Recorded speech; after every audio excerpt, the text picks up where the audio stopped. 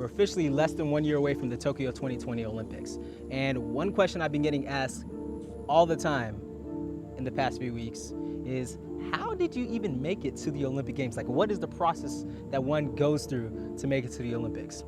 So I decided I'm going to answer that question in today's video. But first, let me finish this workout.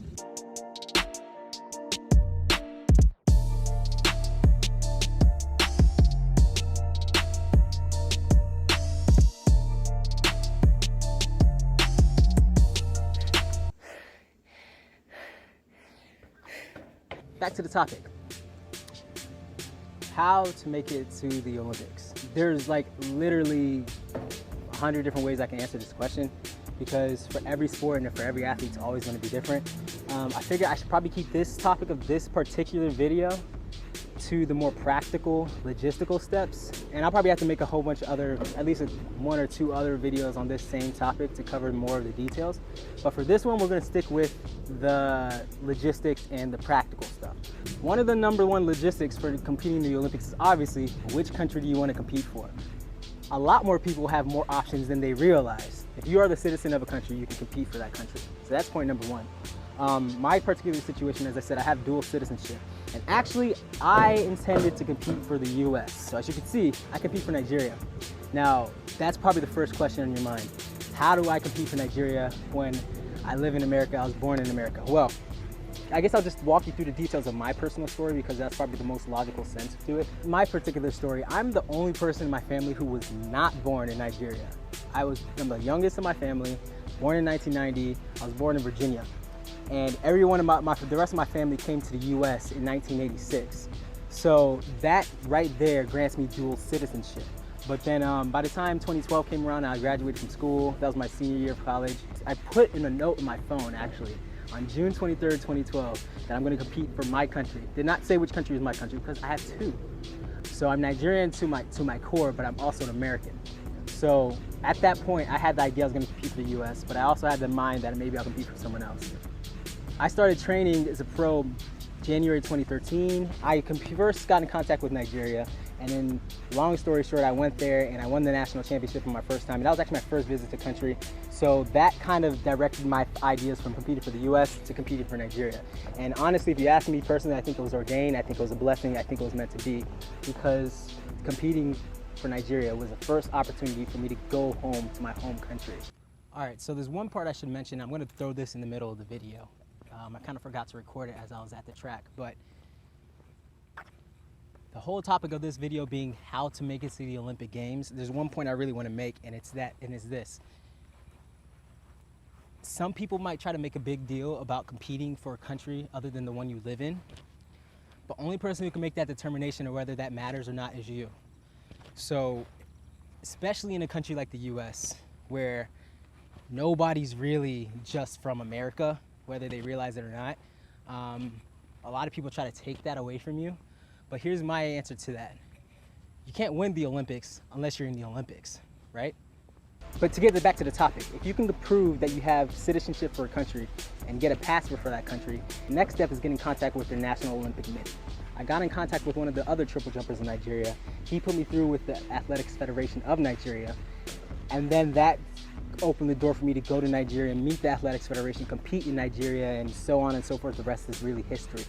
I should add one thing, and it's this. Not everybody has access to a National Olympic Committee through a friend like I did. I understand that. But this is 2019 and we have the internet, so that's not really an excuse. In order to find your National Olympic Committee, just go on Google, search your country's name, followed by National Olympic Committee. You should be able to find within the first few websites not only the webpage for that National Olympic Committee, but also the webpage for that committee on Olympic.org, which is usually the best place to go. From there, you just scroll down, you can find all the contact information you can ever need.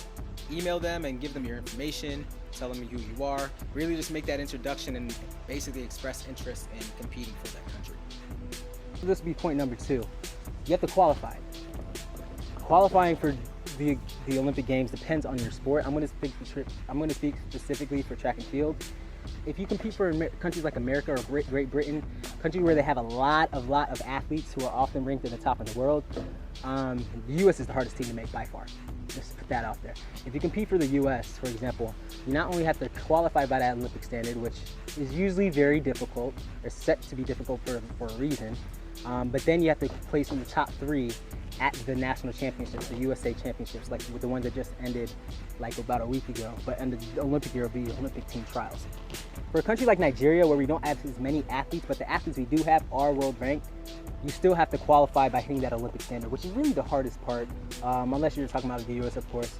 If you hit the Olympic standard on any given year, on any given Olympic year, you're likely going to be ranked in the top 25 in the world, because that's just how the IAAF designs their rankings, or designs the qualification standard. So if you qualify, you hit the qualifying standard, you can prove to your country, whichever country it might be. Let's say we're not talking about the US, say we're talking about Nigeria like myself. You say, hey, I've hit this qualifying standard. If you do, they probably will reach out to you first. But hey, I have this qualifying standard. I want to express interest in competing for the country.